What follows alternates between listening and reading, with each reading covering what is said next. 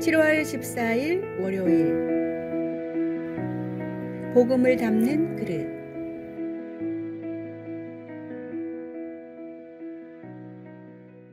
한 대학에서 군대에서의 의사소통이라는 제목의 연구를 진행했습니다.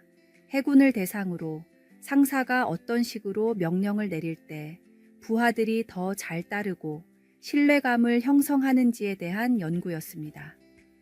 이 연구는 효과적인 의사소통의 비밀을 찾기 위한 것이었습니다.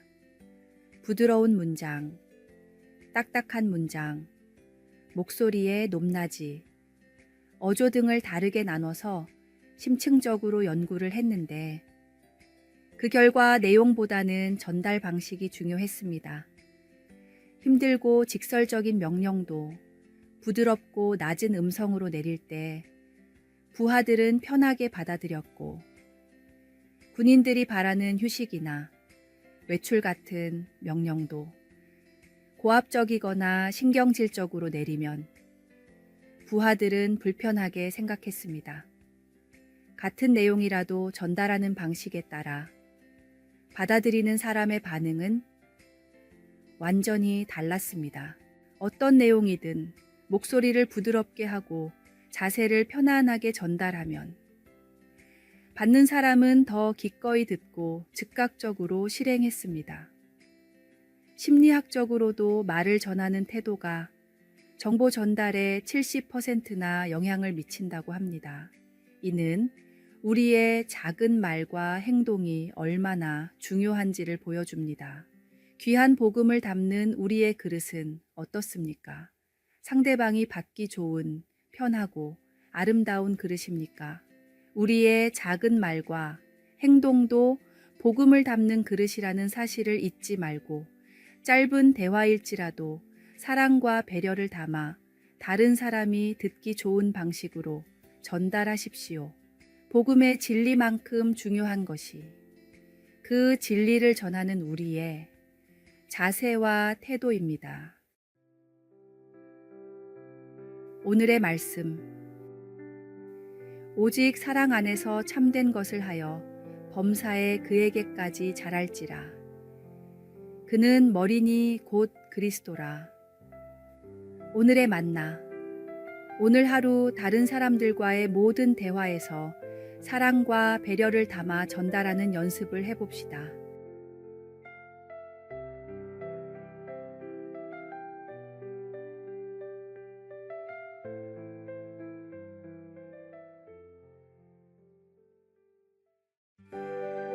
(7월 15일) 화요일 동전에 홈이 생긴 이유. 전 세계의 동전들은 대부분 바깥쪽 테두리에 홈이 파여 있습니다. 은이나 금으로 화폐를 만들던 시대에 사람들은 미세하게 동전을 갉아서 떼어냈습니다. 이렇게 모인 조각들을 주조해서 비싼 값을 받고 팔았는데 워낙에 동전을 갉아내는 사람이 많아 멀쩡한 동전이 하나도 없을 정도였습니다. 당시에는 이런 행위가 매우 흔한 일이었고 대부분의 사람들이 별다른 양심의 가책 없이 동전을 갉아냈습니다. 만유 인력을 발견한 뉴턴이 홈이 있는 동전 테두리를 개발하고 나서야 동전을 갉아내는 사람들이 사라졌습니다. 몇십 년 전 일본에선 한국에 500원짜리 동전을 구하는 사람들이 많았습니다. 모양과 크기가 비슷해 자판기가 일본의 500엔으로 인식했기 때문입니다. 대략 6배에서 10배 정도의 이득을 볼 수 있었기 때문에 조직적으로 밀수를 하는 범죄까지 생겨났습니다. 경제에 큰 위협이 될 정도여서 결국 일본 정부는 500엔을 새로운 디자인으로 변경했습니다. 작은 이익을 위해 많은 사람들이 불법적인 일에 가담했던 것입니다. 자신의 작은 이익을 위해서는 어떤 범죄도 스스럼 없이 저지르는 것이 인간의 본성입니다. 본성은 타고난 것이기에 우리의 힘으로는 다스릴 수 없고 변화시킬 수도 없습니다. 우리 안에 자리 잡은 죄악을 깨달을 때 작은 죄에도 넘어지지 않고 교만하지 않을 수 있습니다. 이런 깨달음이 있을 때 우리는 더욱 겸손해지고 하나님의 은혜에 감사하게 됩니다. 오늘의 말씀. 모든 사람이 죄를 범하였음에 하나님의 영광에 이르지 못하더니. 오늘의 만나. 우리의 힘으로 의로워진 것이 아니라 오직 주님의 은혜로 의롭다 칭함을 받았다는 사실을 잊지 맙시다.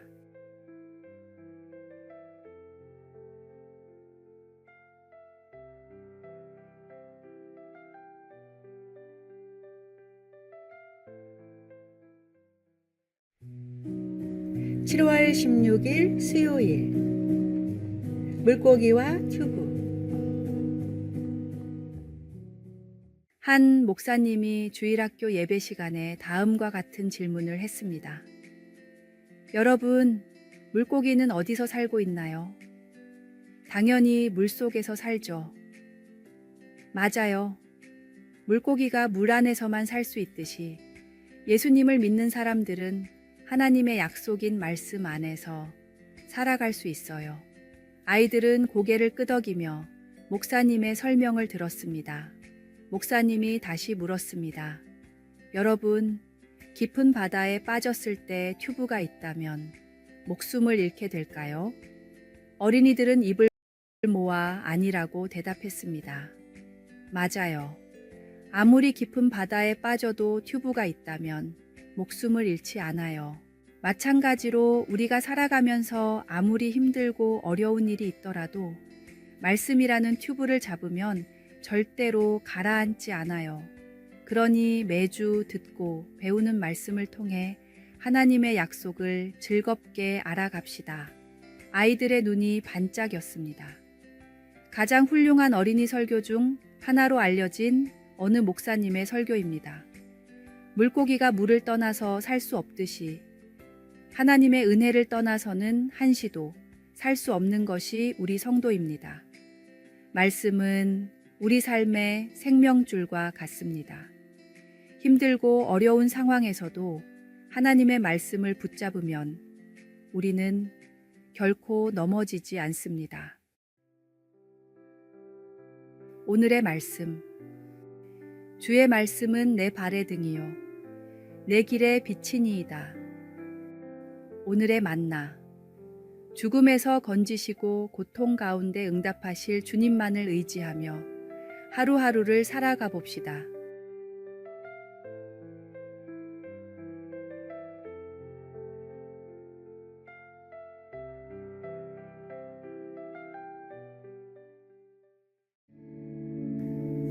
(7월 17일) 목요일. 함께 성장하는 리더십. 국내의 한 외국계 대기업은 독특한 시스템으로 회사를 운영하고 있습니다. 직원들을 능력에 따라 세 단계로 나눈 뒤 가장 낮은 등급의 직원이 많은 팀은 사원이 아닌 리더의 점수를 깎습니다. 일반적인 평가 방식과는 정반대의 시스템이었습니다. 분기별로 인사고과를 평가하기 때문에 리더들은 저번 평가에서 낮은 등급을 받은 직원들을 특별 관리합니다. 낮은 등급의 직원이 많을수록 자신의 점수가 깎이기 때문입니다. 리더들은 직원의 능력 향상을 위해 자신의 노하우와 필요한 지원을 아끼지 않습니다. 개인적인 시간을 내어 1:1 코칭을 하고 직원의 약점을 보완할 수 있는 교육 기회를 제공했습니다. 리더의 적극적 관심과 지원을 받은 직원들은 더욱 더 노력해 실력을 성장시키고 이 경험은 다시 직원들과 리더들 사이에서 공유됩니다. 한국에서는 흔한 방식이 아니지만 본사의 방침에 따라서 운영을 했을 뿐인데 이 기업은 몇 년이 지난 뒤 기업 평가에서 국내 굴지의 대기업들을 제치고 인재 양성을 가장 잘하는 기업 6위, 리더를 위한 최고의 직장 3위에 올랐습니다. 뛰어난 능력을 가진 사람들이 그렇지 못한 사람들을 도울 때 리더는 본연의 역할을 다하며 성장하게 되고 도움을 받는 사람은 인재로 양성됩니다. 진정한 리더십은 함께 성장하는 것입니다. 오늘의 말씀. 각각 자기 일을 돌볼 뿐더러 또한 각각 다른 사람들의 일을 돌보아 나의 기쁨을 충만하게 하라. 오늘의 만나.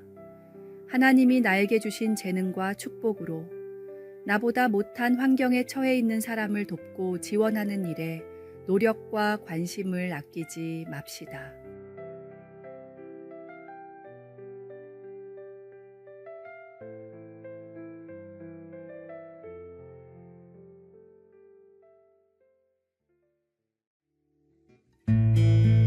(7월 18일) 금요일. 도간에 든 줄. 한 유명한 철학과 교수에게 제자가 질문했습니다. 교수님, 도간에 든 쥐라는 말이 어떻게 가능할까요? 사람이 일부러 가두지 않는 이상 쥐가 어떻게 멀쩡한 도간에 들어갈 수 있을까요? 제자는 정말 궁금해했습니다. 교수가 대답했습니다. 잘 생각해보게. 독, 안에는 보통 쌀을 담아두지 않는가? 쥐가 처음에 발견한 독은 쌀이 가득 차 있는 독이야. 수북히 쌓여있는 쌀을 본 쥐는 너무 행복했겠지. 그래서 쌀독에 파묻혀 몇 날 며칠이고 쌀을 먹었을 거야. 그렇게 쌀을 다 먹어치우고는 캄캄한 독 안에 갇히게 된 걸세. 그 많던 쌀은 다 없어지고 이제 캄캄한 독에서 죽을 날만 기다리고 있는 것이지. 제자는 고개를 끄덕였습니다. 그렇다면 쌀을 조금만 먹고 만족할 수 있었을까? 나는 아니라고 생각하네. 쥐도 우리도 결국 독 안에 들어있는 쌀에는 눈길도 주지 말고 피해가는 게 독 안에 갇혀 죽지 않는 유일한 방법이라고 생각하네. 교수의 말에는 깊은 지혜가 담겨 있었습니다. 예수님이 주신 소중한 구원을 포기하고 세상이란 독 안의 즐거움을 탐하고 있지는 않습니까? 진정한 기쁨과 생명은 오직 예수님 안에 거함으로 얻을 수 있습니다. 세상의 유혹은 처음에는 달콤하지만 결국 우리를 파멸로 이끌 뿐입니다. 오늘의 말씀. 이 세상도 그 정욕도 지나가되 오직 하나님의 뜻을 행하는 자는 영원히 거하느니라. 오늘의 만나. 세상이란 독 안에 담겨 있는 위장된 즐거움을 멀리하고 주님 안에서 참된 만족을 얻어봅시다.